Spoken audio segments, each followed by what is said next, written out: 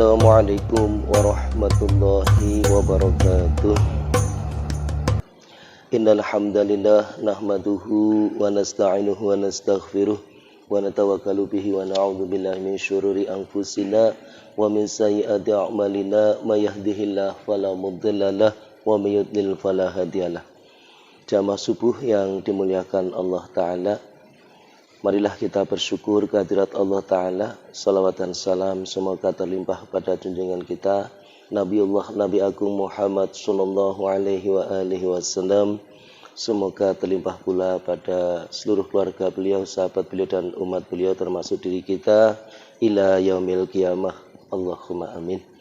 Mari kita lanjutkan pembacaan hadis tentang kalimatut thayyibah, keutamaan kalimah la ilaha illallah. Hadis yang berikutnya, a'udzubillahi minasyaitonir rajim.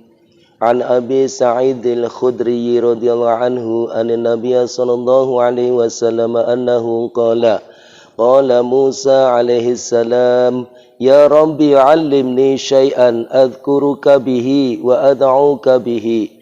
Qala qul la ilaha illallah.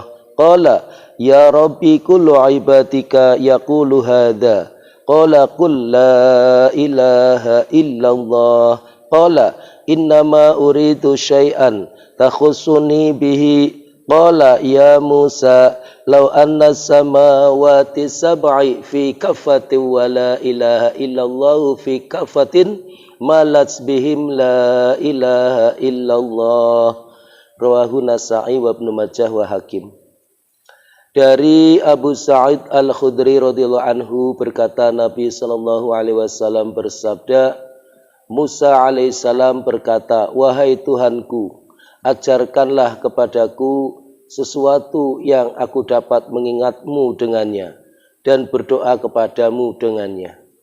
Allah berfirman, ucapkanlah la ilaha illallah.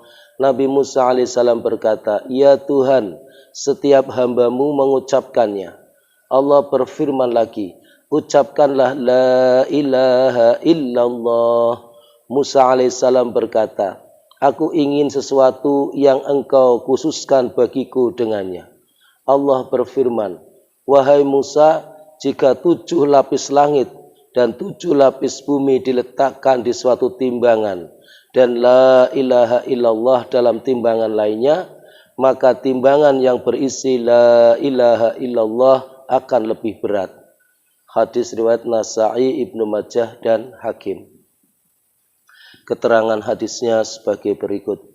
Demikianlah ayat dan ketentuan Allah Subhanahu wa taala, yaitu jika sesuatu itu sangat diperlukan, maka Allah Subhanahu wa taala akan memberikan sebanyak-banyaknya hal-hal yang sangat diperlukan tersebut. Misalnya beberapa keperluan dunia seperti nafas, air, dan udara sangat diperlukan oleh makhluknya. Maka Allah SWT memudahkan semuanya itu untuk diperoleh. Yang terutama adalah Allah SWT sangat memperhatikan keikhlasan. Semakin ikhlas amalan seseorang, maka amalannya akan semakin kuat. Sebaliknya, semakin tidak ikhlas dan tidak tawajuh amal seseorang, maka amalannya juga semakin lemah. Adapun cara yang paling tepat untuk memperoleh keikhlasan ialah dengan memperbanyak ucapan kalimat thayyibah. Karena kalimat ini dikenal sebagai jilaul qulub atau pembersih hati. Oleh karena itu, para ahli sufi selalu menyuruh agar sebanyak-banyaknya membaca kalimat la ilaha illallah. Bukan hanya ribuan, bahkan hendaknya membaca ratusan ribu setiap kali, setiap hari. Mula Ali Qori rahmatullah alaih menulis bahwa seorang murid berkata kepada gurunya, saya selalu berzikir tetapi hati saya sering lalai. Gurunya menjawab, teruskan zikirmu dan bersyukurlah kepada Allah Subhanahu wa taala karena kamu masih diberi taufik olehnya dengan sebuah anggota tubuh yang terus-menerus sibuk dengan berzikir.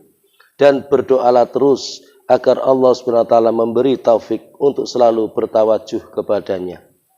Kisah seperti ini juga disebutkan dalam kitab Ihya Ulumuddin, yaitu ketika Syekh Abu Usman Maghribi rahmatullah alaih didatangi seseorang didatangi seorang muridnya dan mengadukan masalah yang sama. Beliau menjawab, sesungguhnya Allah SWT berfirman bahwa barang siapa bersyukur kepada Allah, Allah akan menambah nikmat tersebut.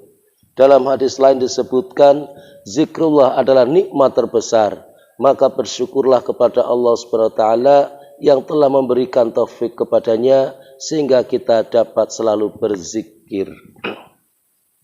Demikianlah apa yang kita dengarkan dari sebuah hadis tentang pentingnya senantiasa kita melafalkan kalimah thayyibah, yaitu la ilaha illallah. Bahkan di dalam Al-Quran, fa'lam anahu, di dalam surat Muhammad, fa'lam anahu la ilaha illallah. Sedangkan hadis yang mengatakan afdhalul dzikri la ilaha illallah. Maka zikir yang terbesar, yang afdal adalah la ilaha illallah.